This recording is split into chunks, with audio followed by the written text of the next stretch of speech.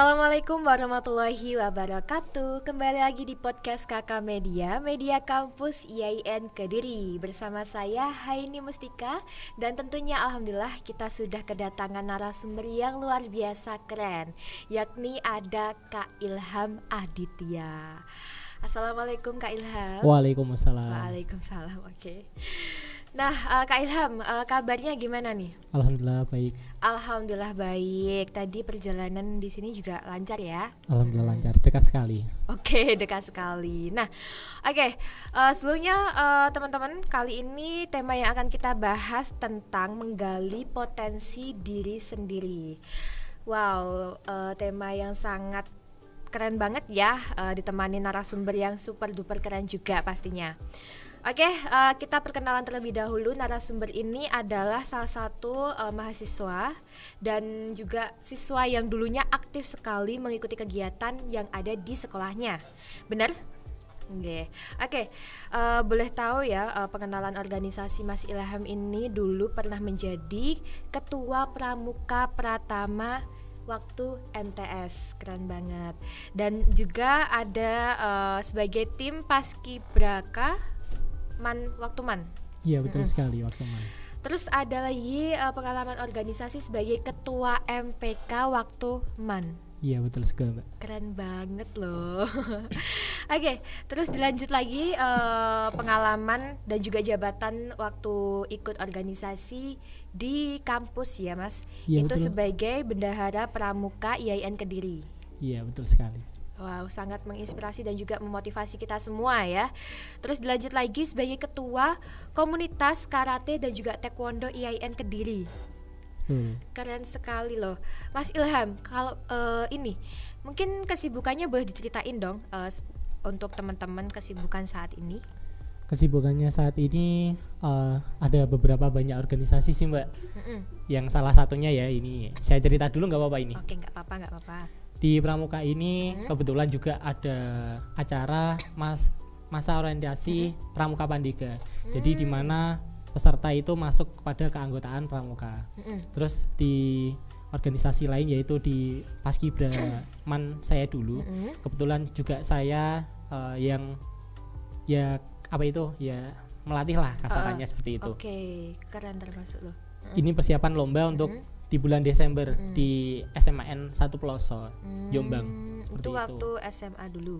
Enggak, ini kesibukannya sekarang. Kesibukan juga melatih. Sekarang udah pelatih di Pramuka. Jadi di Paskibranya Mbak. Paskibranya Pramuka. Iya, untuk persiapan lomba di SMAN 1 Pelosok LKBB Jaguar. Ya. Wow, keren sekali loh Mas Ilham ini. Jadi mungkin kan ada nih orang yang bingung caranya tuh kalau mau ngenalin potensi yang ada di diri saya sendiri tuh kayak gimana. Nah, mungkin diceritain dong Mas Ilham pengalamannya mengenali potensi yang ada di dalam diri Mas Ilham itu. Oke, baik. Ini kalau diceritain selama seharian ini bisa ini. Jadi saya singkat aja Mbak ya. Bisa dilanjut nanti. Ini singkatnya ini cara bagaimana saya menggali potensi saya sendiri. Itu pastinya juga butuh proses. Benar. Nah, prosesnya itu mulai saya kenali diri saya sendiri. Itu adalah kunci utama menggali potensi diri. Yaitu yang pertama adalah kenal dirinya sendiri. Kalau sudah kenal maka apa yang kita lakukan itu enak, enjoy seperti itu Mbak. Terus waktu MTS dulu itu saya kan ikut mulai aktif pramuka di MTS. Kebetulan juga waktu kelas 2 MTS itu kelas 8 ya. Saya dilantik sebagai ketua pramuka. Kemudian lulus dari MTS itu saya ingat sekali doa orang tua saya. Gimana? Itu adalah kunci yang kedua. Jadi yang pertama sudah kenal diri sendiri, kedua yaitu doa dari orang tua. Doa dari orang tua, benar. Waktu itu orang tua saya bilang, gak tahu udah di ketua toh. Nah seperti itu akhirnya mulai dari MTS sampai sekarang ini saya kuliah. Ya alhamdulillah. Kenapa sekali bisa jadi ketua gitu? Oh gitu. Ya mungkin suatu kebanggaan bagi orang tua saya sendiri. Karena emang orang-orang tuh pasti udah percaya sama Mas Ilham juga, latar belakang dari dulu MTS terus berlanjut di MAN Iya betul. lalu di kampus juga, dan apa ya, mungkin orang-orang juga udah ngelihat Mas Ilham ini loh cocok banget, udah kayak Vibes ketua banget. Iya, entah ya. Amin. Itu mulai saya kenali diri saya sendiri itu ya itu sih Mbak, waktu aliyah itu saya sangat berterima kasih, terutama di Paskibra saya, yaitu Cakrabuana. Itu saya dulu itu orangnya nggak bisa ngomong di depan umum, terus pemalu juga, tapi sama Mbaknya juga gitu. Malu-maluin. Jadi waktu aliyah saya dulu itu ikut Paskibra kelas 10, itu sudah dituntut untuk bisa namanya public speaking. Ya. Atau bisa namanya itu dulu di madrasah saya, di Paskibra saya itu CMI, singkatannya. Apa itu? Cara menyampaikan informasi. Oh gitu. Jadi cara menyampaikan informasi kepada teman-teman atau anggota tim dengan benar dan jelas kayak gitu. Nah, dilatih seperti itu akhirnya saya bisa menggali potensi saya sendiri. Nah, kebetulan juga dari situ saya itu mulai suka namanya ekstra lapangan. Berbau-bau lapangan ya, akhirnya terus menerus gitu sampai sekarang. Jadi udah yang awalnya kayak mencoba nggak sih Mas? Iya betul sekali. Mencoba terus akhirnya loh saya ngerasa cocok dalam bidang ini, lalu lanjut lagi dan akhirnya udah kayak nempel sampai sekarang. Oke. Nah biasanya nih Mas ya kan ada tuh kesulitan kalau saat kita itu mencoba mengenali diri kita sendiri, terus kadang ada fase-fase yang ngerasa kayak aku tuh cocoknya di mana ya, udah nyoba ini nggak cocok, udah nyoba yang itu nggak cocok, terus coba kemana-mana kayak hobi serta apa yang aku lakuin tuh gak cocok. Teman Henny tuh ada yang kayak gitu. Nah kira-kira kalau di dalam Mas Ilham sendiri itu ada gak sih kesulitan tersendiri saat Mas Ilham itu apa ya di dalam proses untuk mengenali diri kita sendiri? Pasti sih. Kalau saya sendiri pasti mungkin nggak saya, mungkin semua orang bahkan penonton pun juga sama seperti itu. Pasti ada di mana fase kesulitan untuk potensinya itu tidak bisa diraih atau sulit untuk menggali potensinya sendiri. Terutama kalau di saya sendiri ini Mbak, saya kan memang suka itu musik. Saya itu suka di bidang musik. Iya sama-sama. Tapi karena kesibukan saya yang ya di organisasi lapangan, akhirnya saya lebih memilih di organisasi lapangan. Lebih fokus ke organisasi di lapangan gitu. Akhirnya apa yang sudah difasilitasi oleh orang tua saya itu akhirnya ya nggak terlakukan. Jadi eman banget sih Mbak. Ya sebenarnya juga eman gitu ya. Karena gimana pun sebenarnya kayak tujuan awal kita tuh di kayak musik kayak gitu. Tapi tiba-tiba kita udah terjun di lain hal kayak gitu. Tapi nggak apa-apa kok, kan membuahkan hasil ya. Jadi kesulitannya itu ya itu tadi karena ada faktor lain organisasi. Jadi akhirnya potensi yang sebetulnya itu saya di musik akhirnya itu saya kesampingkan. Tapi udah ditemukan kayak hasil dari proses yang Mas Ilham lalui tadi, yang semula sebenarnya ingin berfokus ke musik, terus tiba-tiba terjun di organisasi lapangan, itu apakah membuahkan hasil? Alhamdulillah membuahkan hasil sekali Mbak. Itu kan potensi itu kan banyak. Kalau kita gali itu satu, maka kita memang benar berkualitas di bidang itu saja. Tapi kita punya banyak peluang, punya banyak opportunity. Peluang itu banyak sekali. Jadi saya menggali yang di Paskibra ini, di ekstra lapangan. Kemudian sekarang terjun melatih teman-teman, adik-adik, akhirnya juga juara kemarin, juara Purwa 2 di SMAN 1 Kerembung. Purwa 2 itu apa ya? Purwa 2 itu tingkatannya lomba di Paskibra. Gitu. Kan ada pertama itu utama, juara utama, kemudian harapan, setelah harapan Madya, Mula, Bina, Purwa, Caraka, Potensial sama Siaga. Banyak sekali. Jadi ada 9 tingkatan. Dan dapat di tingkatan ke-7. Tingkatan ke-7. Berarti kalau tingkatan paling tinggi itu apa? Juara utama itu. Juara utama 1, 2, 3. Jadi termasuk apa ya? Termasuk keren juga loh masuk Purwa itu. Awal yang apa itu? Bagus sekali sih. Teman-teman kan kemarin waktu Covid itu enggak pernah lomba, enggak pernah terjun. Akhirnya baru terjun dapat juara. Itu sangat luar biasa sekali. Karena emang jarang gitu ya setelah kita mungkin vakum karena ada pandemi COVID-19 itu tadi. Biasanya kan ada tuh yang waktu lomba terus belum juara, itu nggak apa-apa deh karena emang udah vakum lama. Iya, betul.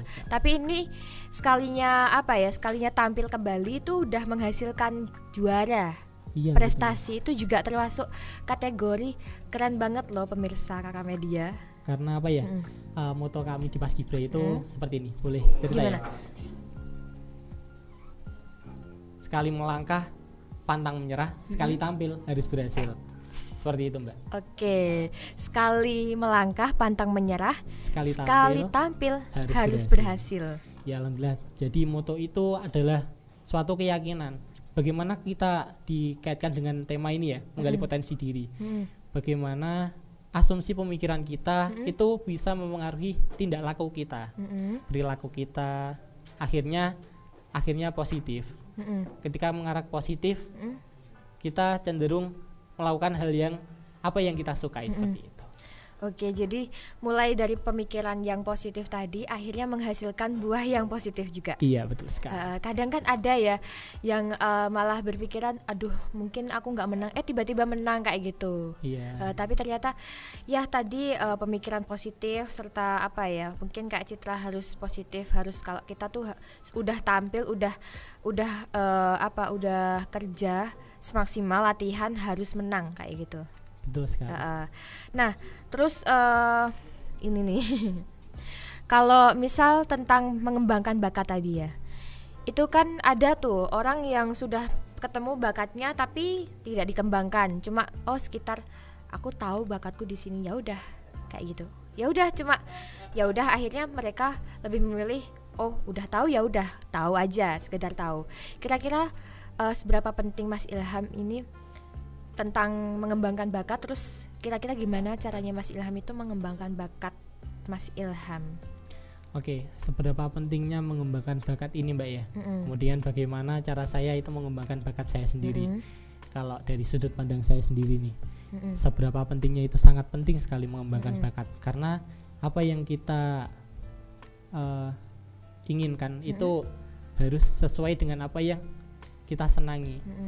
Kalau kita nggak menyenangi apa yang kita lakukan, maka bakat itu tidak akan ditemukan. Nah, jadi maka dari itu kita harus menyenangi apa yang kita lakukan dulu, agar bakat itu akan dengan sendirinya muncul. Seperti halnya gini, ada suatu pepatah, hasil itu mengikuti suatu proses.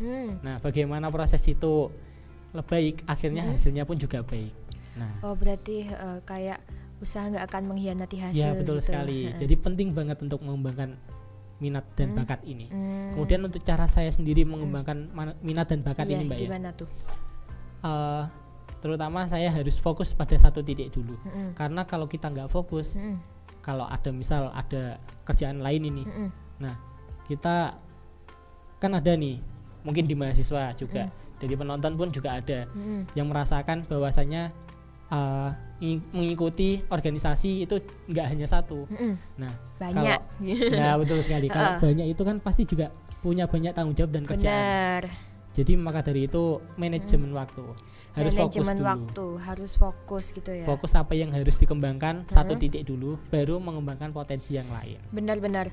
Ini juga pernah dengar dari kakak kelas ini juga, dan juga beberapa senior Heni itu bilang gini, lebih baik kamu itu ngikut satu UKM atau organisasi dan itu fokus kayak gitu.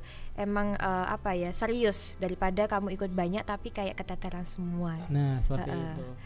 Kalau tadi ya saya juga kebetulan melihat videonya Mary Riana. Gimana? Yaitu seorang motivator itu. Benar-benar. Itu motivator yang sangat saya fan. Saya juga. Juga sama. Wah, kebetulan. Itu tadi terkait menggali potensi diri.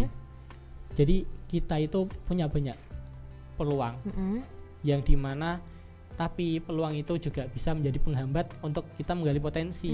Kok bisa? Nah, maka dari itu kok bisa? Nah, karena gini Mbak, kalau kita mau ini, mau itu, mau ini, mau semuanya kita jadikan satu, kita tidak fokus terlebih dahulu, maka tidak akan ada hasil yang maksimal. Oke. Nah, kita melakukan semuanya, kita kerjakan, tapi akhirnya ujung-ujungnya keteteran. Iya, Jadi kita harus selesaikan satu-satu dulu. Satu-satu dulu ya, jangan kayak semua kerjaan kita ambil, kita selesaikan di dalam satu waktu, itu pasti bakal hasilnya juga nggak maksimal. Benar-benar. Betul, mungkin bisa tapi nggak maksimal. Terus ada nggak sih selain organisasi nih ya Mas Ilham, kayak minat atau hobi lain yang sedang Mas Ilham gali atau dalami? Mungkin kan nggak cuma aku kalau di organisasi aja, ingin coba yang lain aja deh, yang lain kayak gitu, ada nggak? Ada sih. Apa tuh? Sekarang ini saya dulu kan pernah vakum itu karate. Oke. Nah, bela jadi diri gitu ya. Ya bela diri Mbak, bela diri. Saya juga kebetulan ikut bela diri karate. Di sini saya mengembangkan itu tadi, mencoba hal yang baru, keluar dari zona nyaman. Oke, dulu sudah baru. Berapa tahun ya? Sekitaran 2-3 tahun vakum. Terus kemudian ingin mengembangkan minat lagi. Jadi saya ingin keluar dari zona nyaman saya di organisasi lapangan. Oke. Jadi ke organisasi bela diri nih. Harus keluar. Jadi kalau misal mau mencoba hal baru tuh harus berani keluar dari zona nyaman. Iya, ada loh itu lagunya. Gimana? Keluarlah dari zona nyaman. Wah, lagunya siapa tuh? Nggak tahu, lupa. Nggak tahu. Ini lupa.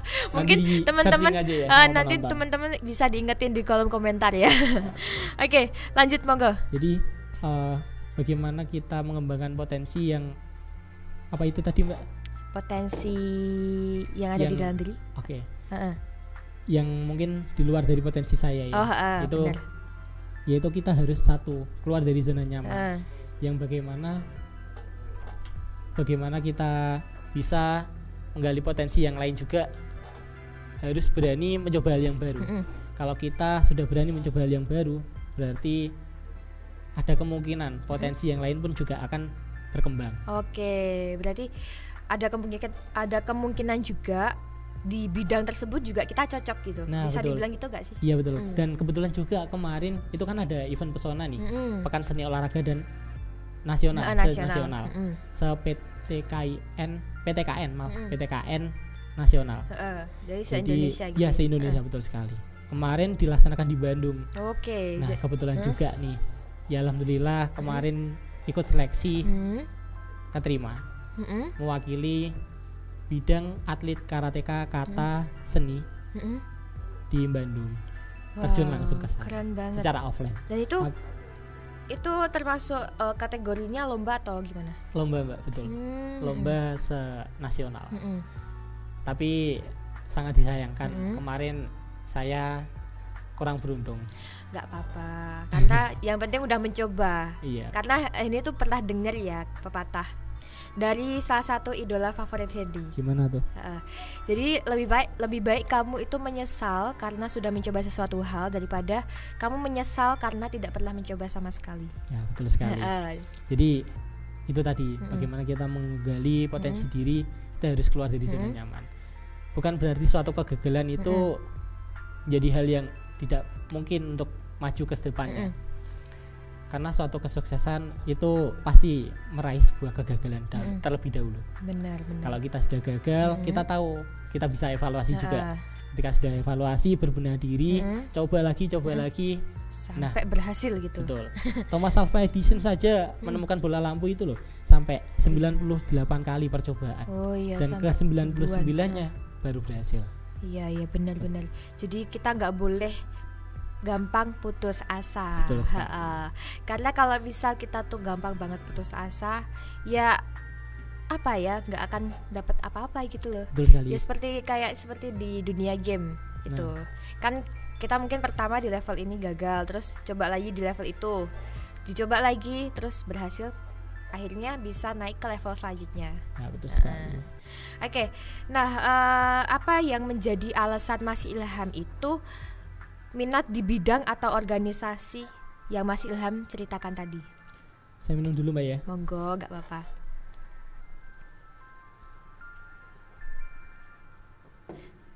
Mantap ya Mas. Ya enak sekali. Karena kalau mulai belibet. Oke, gak apa-apa. Oke. Apa tadi Mbak, boleh diulang? Nah tadi apa yang menjadi alasan Mas Ilham itu apa ya, menekuni minat di bidang atau organisasi yang Mas Ilham ceritakan tadi? Yang menjadi alasan saya menekuni bidang dan minat yang saya tekuni ini Mbak ya, itu adalah suatu kebahagiaan bagi diri saya sendiri terutama. Karena ketika saya melihat orang lain itu sukses, saya juga ikut turut bahagia. Misal saya kan juga sekarang kebetulan juga melatih teman-teman adik-adik saya di MAN, dan kemarin juga juara. Itu saya sangat bahagia ikut sendiri. Seneng gitu ikut ya. seneng, ikut apresiasi banget lah dengan hasil usaha mereka. Itu membuahkan hasil. Jadi itu yang sangat ingin saya tekuni. Itu soalnya dulu itu ketika lomba LKBB itu Perpang 58 itu bukan menjadi acuan lomba, tapi melainkan SK Pangap itu Mbak. Jadi tahun dulu. Terus sekarang menjadi sebuah acuan itu Perpang 58 dan sudah lebih pasti lagi. Akhirnya ingin menggali potensi diri, ingin terjun di situ, dan itu adalah alasan saya. Jadi ingin lebih paham lagi lah terkait Perpang 58 untuk perlombaan. Kalau boleh tahu Perpang 58 itu apa Mas? Peraturan Panglima TNI, baris berbaris yang dilakukan di tempat tanpa senjata. Wow, keren terus, loh. Iya itu jadi alasan saya. Makanya saya ingin belajar lebih dalam lagi untuk bisa melatih teman-teman biar lebih juara lagi. Jadi bisa dibilang kalau Mas Ilham ini alasan tersendiri tuh ingin menularkan ilmu yang sudah Mas Ilham apa itu namanya raih, yang dimiliki yang juga. juga. Terus juga sekaligus memperdalam dan juga memperluas ilmu dan apa ya, mengasahnya lebih tajam lagi, bisa dibilang kayak betul gitu. Sekali. Terus selain itu ada alasan lain juga. Apa tuh? Adalah yang kedua, melihat orang tua saya bahagia dan bangga terhadap prestasi apa yang saya raih. Iya, memang kita sebagai anak tuh kalau ngelihat orang tua bahagia, seneng tuh pasti ikut seneng gitu ya. Iya, pasti penonton juga seperti itulah. Jadi itu termasuk apa ya, balasan kita terhadap orang tua kita yang udah membesarkan kita, juga melahirkan kita, juga merawat kita kayak gitu. Sekali. Terharu.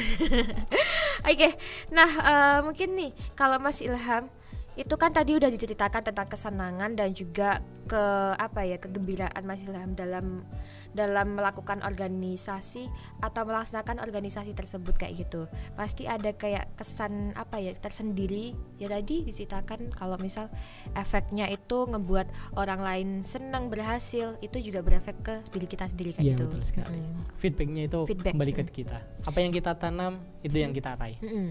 Nah, terus kalau dari pihak orang tua nih Mas Ilham, ada nggak sih pada waktu awal nih orang tua sempat nggak menyetujui atau bagaimana, atau orang tua malah menerima dengan lapang dada terus mendukung, wah keren banget loh kamu nak, lanjutkan kayak gitu, atau gimana Kak?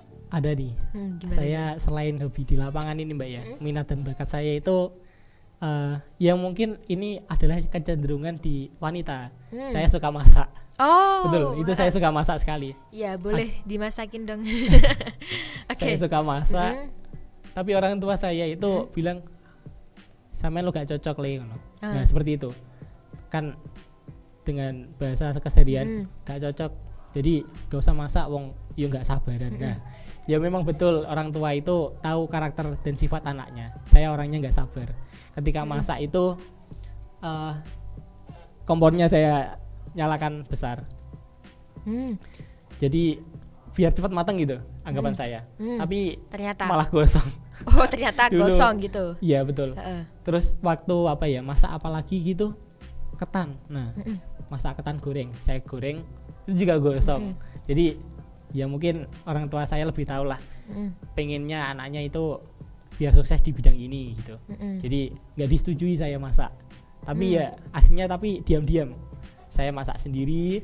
Saya akhirnya disetujui itu waktu masak piscok sama tahu kres sama piscok. Jadi awalnya simple gitu ya. Iya. Akhirnya orang tua saya, wah bisa masak Mbak nih. Nah, akhirnya ya ada kebanggaan sendiri sih. Ada persetujuan dari orang tua.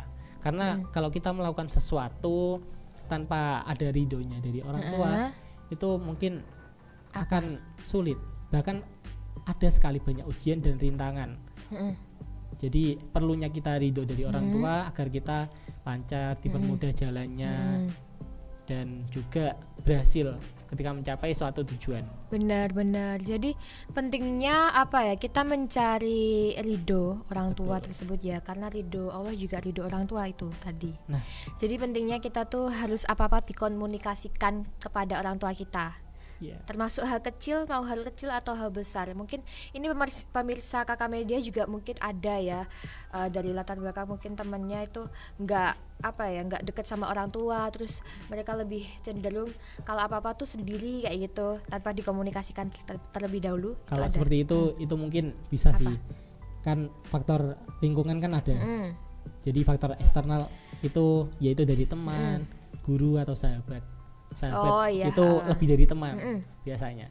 Nah, dari faktor internal sendiri, dari orang tua kalau tidak mendukung ya kita bisa diam-diam orang tua agar tidak tahu kita ke teman atau sahabat kita atau ke saudara kita untuk bagaimana ya, tanya-tanya, menggali potensi diri agar itu menjadi suatu kesuksesan dan itu bisa dibuktikan kalau orang tua kita tidak setuju. Oh benar sih, benar. Jadi bisa jadi kayak pembuktian ke orang tua bahwa ini yang aku lakukan ternyata membuahkan hasil. Betul sekali, akhirnya punya kepercayaan dari orang tua dan disetujui lagi. Oke, boleh loh itu caranya. Sebuah tips dan trik gitu. Oke. Nah, kalau menurut Mas Ilham nih ya, seberapa penting sih mengikuti kegiatan bagi diri Mas Ilham sendiri, kayak mengikuti kegiatan terus juga mengikuti minat tersebut? Penting sekali sih Mbak, karena jujur ya, saya anak yang dibilang anak mama. Jadi anak mama itu kan bahasa gaulnya dulu itu nggak boleh keluar kemana-mana, harus manut orang tua. Anak jadi, rumahan gitu. Iya betul sekali. Penting banget untuk saya ikut organisasi atau kegiatan-kegiatan karena itu adalah jalan saya untuk mencari hiburan. Kalau saya nggak ikut organisasi, nggak ikut kegiatan, bakal stuck di situ bakal saya di rumah saja gitu. Di rumah nyapu, korah-korah ya, nyuci piring, maksudnya gitu ya. Oke. Jadi sangat penting banget saya kalau nggak ikut kegiatan, wah saya pasti bakal sakit-sakitan di rumah. Karena kalau sudah terbiasa berkegiatan itu beraktivitas, kalau tubuh istirahat terlalu lama kayak gitu malah capek sendiri, malah sakit. Ini pernah mengalami fase itu juga ya. Iya, waktu sekali. COVID-19 dulu, sebelumnya kan aktif banget nih keluar rumah kayak gitu. Sering ngelakuin kegiatan tuh lebih banyak di luaran rumah. Dan pandemi COVID itu istirahat 2 tahun. Jadi kayak sering banget sakit-sakitan kayak gitu. Karena tidak melakukan aktivitas gitu. Benar, karena harus di stop aktivitasnya kayak gitu. Dibatasi oleh COVID-19. Tapi banyak juga kok orang-orang yang menemukan bakatnya dari semenjak pandemi COVID itu ada. Ya, terutama itu kan di pandemi COVID itu sekarang lebih ke digital. Jadi banyaklah mungkin yang teman-teman atau pemirsa juga terjun ke dunia editing, dunia perdigitalan, seperti itu. Itu termasuk menggali minat dan juga bakat kayak gitu ya Mas. Nah, terus Mas Ilham ini enjoy kan dalam melakukan kegiatan atau aktivitas yang Mas Ilham minati kayak gitu? Kalau dibilang enjoy, ya harus kita nikmati, karena kita sudah terjun, ya sekalian. Jadi ada sebuah pepatah juga Mbak, yang dulu dan sampai sekarang saya pegang. Itu di mana kamu ditanam, di situ kamu harus tumbuh dan berkembang. Di mana kamu ditanam, saya ulangi lagi Mbak ya. Di mana kamu ditanam, di situ kamu harus tumbuh dan berkembang. Oke, di mana kamu ditanam harus tumbuh dan berkembang. Nah, kenapa kok harus tumbuh dan berkembang? Ketika kita ditanam dimanapun, itu harus bisa menyesuaikan, adaptasi. Kalau sudah bisa adaptasi, kita juga harus tumbuh dan berkembang di dalam situ. Karena apa? Itu adalah wadah dari kita. Kita misal nih, saya beneran ini. Gimana? Waktu di Madrasah Aliyah itu tidak suka sama pramuka. Kan saya cenderung di Paskibra. Tapi lama-kelamaan kok lulus di ini saya kuliah itu malah ditarik sama dosen untuk ikut pramuka. Jadi mau nggak mau ya saya ikutilah. Saya harus ikut sama moto yang saya pegang itu. Jadi di mana kamu ditanam, di situ kamu harus tumbuh dan berkembang. Oke.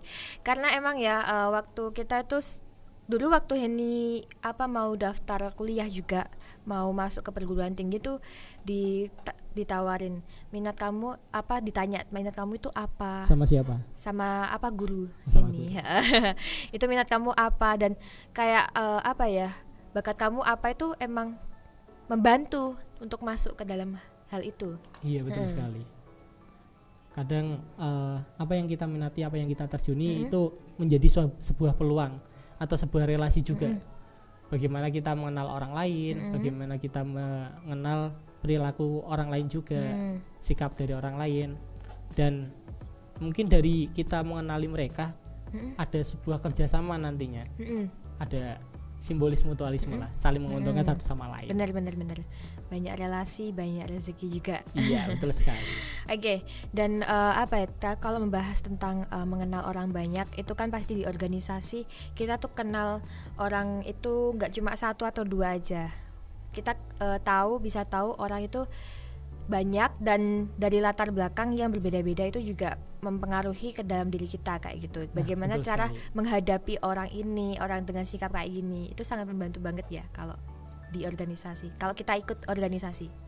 Iya, karena kita harus tahu dulu apa yang orang lain pikirkan. Jadi kita asumsinya itu seperti ini, Mbak. Contoh. Gimana? Saya kan kebetulan juga sering jadi ketua sih, jadi pemimpin dalam sebuah wadah. Jadi saya harus mengenali anggota-anggota saya, karakternya seperti apa, agar ketika kita komunikasikan itu bisa nyambung. Mungkin pemirsa juga pasti mengalami seperti itu. Kalau nggak nyambung kan nggak enak diajak ngobrol. Benar. Jadi kita harus tahu dulu sikapnya mereka, apa yang mereka inginkan, kita dekati dengan perlahan. Terus kemudian dikomunikasikan, akhirnya tercapailah suatu tujuan. Seperti itu. Terus Mas Ilham ini kan termasuk padat waktunya gitu, kegiatannya. Boleh dong dikasih tips dan trik buat teman-teman nih, apa sih rahasianya Mas Ilham itu untuk membagi waktu? Itu pasti kan ada yang bingung membagi waktu kayak gitu. Oke, mungkin dari sini teman-teman pun juga sendiri punya lah cara masing-masing bagaimana memanajemen waktu. Kalau dari saya sendiri ya, itu manajemen waktu itu harus ada buku. Saya punya buku catatan. Buku manajemen waktu. Untuk manajemen waktu. Jadi ini jadwal saya saat ini di sini, kemudian jam segini harus di sini, jam segini juga harus ke sana. Pernah juga, Mbak, itu cerita lagi ya, Mbak ya. Dalam satu waktu itu ada 5 acara sekaligus, dan itu harus beda daerah, harus saya hadiri. Kemarin tanggal berapa ya? Tanggal 12 November sama 13 November. Itu kebetulan juga LKBB di SMAN 1 Kerembung, ada juga itu di Silamasi juga, kemudian acaranya MOPP, masa orientasi Pramuka Pandega yang ruangan. Jadi kan banyak. Jadi harus manajemen bagaimana hadir di dalam salah satunya. Tapi juga kita terkadang nggak bisa ingin semuanya itu dihadiri. Nah, pasti kan manajemen waktu lagi nih. Jadi terkait manajemen waktu harus adalah sebuah catatan kecil. Kalau sudah ada catatan kecil, kita catat. Kemudian tidak semuanya juga kita bisa menghadiri dalam acara itu. Benar. Harus ada yang dikorbankan. Benar ya sih. Kayak Upin-Ipin itu loh. Ya kata opa gitu. Oh, kata opa. Oke. Jadi bisa loh ini inspirasi dari kartun. Ya betul sekali. Jadi tadi ya udah padat sekali seperti pejabat daerah kayak gitu. Bukan sih, Mbak. Ya pengangguran lah, pengacara. Pengangguran banyak acara. Seperti itu. Oke. Nah, mengulas tadi tentang paskibraka nih. Kenapa memilih paskibraka sebagai sesuatu hal yang Mas Ilham geluti kayak gitu? Mungkin saya perlu luruskan dulu, Mbak ya. Gimana? Ini bukan paskibra, paskibra. Oh, paskibra. Jadi ada bedanya loh ini. Iya. Paskibra sama paskibra sekolah. Oke. Nah, dulu ya, benar. Kita terminologi dulu ya. Paskibra itu kan pasukan pengibar bendera. Kalau Paskibraka pasukan pengibar bendera pusaka. Jadi pasukan pengibar bendera pusaka itu hanya diakui 3 elemen. Pasukan pengibar bendera pusaka kabupaten, Paskibraka provinsi Jawa Timur atau provinsi, sama pusat. Kemudian Paskibraka nasional. Nasional itu pusatnya. Singkatannya gitu. Paskap, Pasprov sama Pasnas. Oke, ini. Jadi saya ini di Paskibra. Paskibra. Nah, Paskibra saja. Pasukan pengibar bendera sekolah. Oh, sekolah gitu.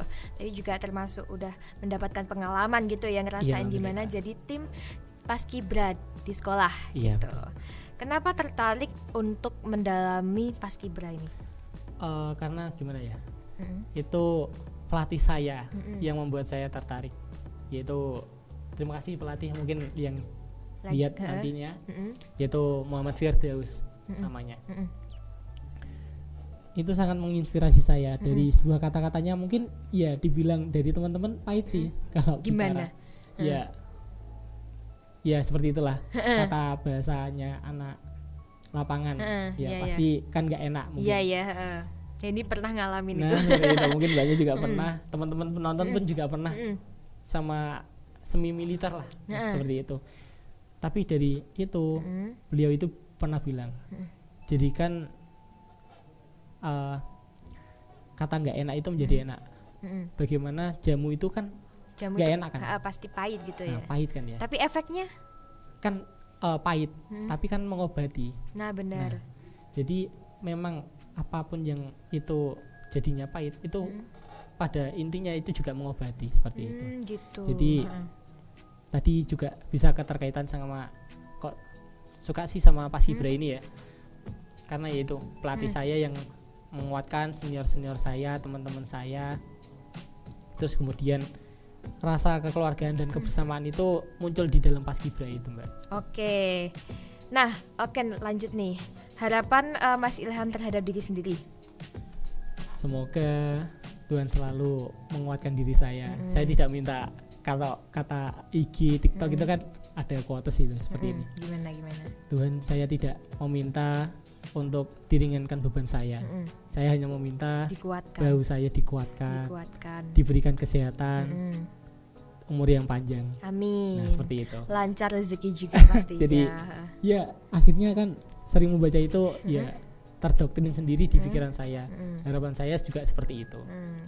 Nah, terus apa tips buat teman-teman nih mungkin ya untuk menemukan minat dan juga bakat menurut Mas Ilham? Oke, untuk tips bagi teman-teman ya dari saya sendiri nih, yang ada 4 poin ya, sudah saya ringkas tadi. Yang pertama itu terkait poin pertama ini, awareness, kesadaran. Kalau kita melakukan sesuatu karena tidak sadar, itu kayak zombie kan, ya kita mengikuti alur saja. Jadi harus sadar dulu. Kalau sudah sadar, baru lanjut ke yang poin kedua, yaitu tentang awareness, yaitu kesadaran sih. Poin kedua yaitu mengenali jati diri. Kalau kita sudah sadar, kemudian kita kenal jati diri sendiri, pasti lebih mudah untuk menggali potensi. Terus yang ketiga yaitu peluang. Peluang kita itu sangat banyak sekali. Jadi jangan lelah dan stagnan di suatu potensi yang memang ditekuni. Cobalah keluar dari zona nyaman, kemudian biar bisa menggali potensi yang lain juga. Karena kan pastinya bakat itu tidak satu. Tuhan menciptakan manusia itu sangat luar biasa. Benar sekali. Jadi maka dari itu ayo kita gali lagi buat hal yang lebih positif lagi. Sibukkan diri, karena Tuhan itu lebih menyukai manusia-manusia yang kuat daripada yang lemah. Oke. And let's satu kata untuk anak muda yang sedang melalui proses menggali potensi diri. Satu kata nih. Kurang kayaknya, Mbak. Oke, lebih nggak apa-apa deh. Lebih nggak apa-apa ya. Tetap semangat, jaga kesehatan, dan juga pastinya terus berjuang, jangan menyerah, karena menyerah itu jalan menuju sebuah kegagalan. Benar. Oke, mantap sekali kata-katanya ya. Oke, dan itu tadi tentang menggali potensi diri kita sendiri kayak gitu. Jadi jangan pernah merasa gagal terhadap sesuatu hal yang kita alami, dan kita jangan pernah juga merasa putus asa karena setiap potensi yang kita yang ada di dalam diri kita tuh harus dikembangkan kayak gitu. Nah, oke, teman-teman pemirsa Kakak Media, itu tadi podcast Kakak Media. Terus juga tentang tema menggali potensi diri kita sendiri. Tetap saksikan Kakak Media, Media Kampus IAIN Kediri, dan tentunya tak terasa waktu sudah habis ya. Dan saya Heni yang bertugas pamit undur diri bersama segenap kru yang bertugas juga. Mohon maaf apabila ada salah kata. Tetap saksikan podcast Kakak Media dan jangan lupa like, comment, and subscribe di channel Kakak Media, Media Kampus IAIN Kediri. Oke, terima kasih Mas Ilham atas waktunya. Terima kasih juga. Mohon maaf apabila ada tutur kata yang kurang enak. Oke, nggak apa-apa. Akhirul kalam, wassalamualaikum warahmatullahi wabarakatuh.